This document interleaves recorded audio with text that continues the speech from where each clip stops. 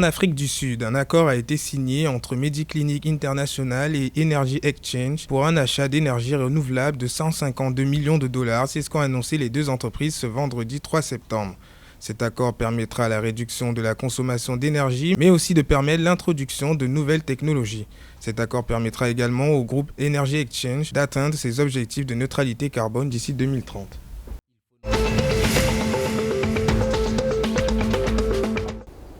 Environ 260 000 hectares de forêt sont perdus annuellement au Zimbabwe. C'est ce qu'a annoncé ce vendredi 3 septembre la Commission zimbabwéenne des forêts. Une perte qui résulte de l'abattage illicite des arbres. D'après la Commission, plusieurs équipes auraient été déployées afin d'arrêter le phénomène. Toujours selon la même source, ces équipes auront surtout pour rôle de faire respecter les lois en vue d'assurer la protection des ressources forestières du pays.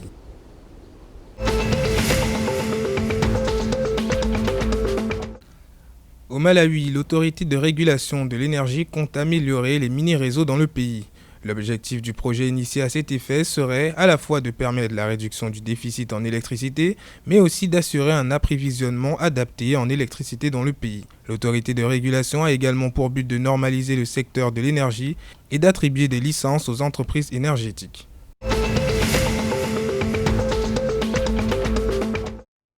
Au Mozambique, la société minière Vale a vu sa production de charbon s'accroître de 92% au deuxième trimestre 2021. C'est ce qu'a annoncé la société ce lundi 6 septembre. Selon le rapport de production de Vale, la société a bénéficié de 168 millions de dollars, ce qui équivaut à une hausse de 56 millions de dollars par rapport au premier trimestre. En ce qui concerne le transport de charbon par chemin de fer, la compagnie a déplacé 1,9 milliard de tonnes, l'équivalent d'une croissance de 83% par rapport au trimestre précédent.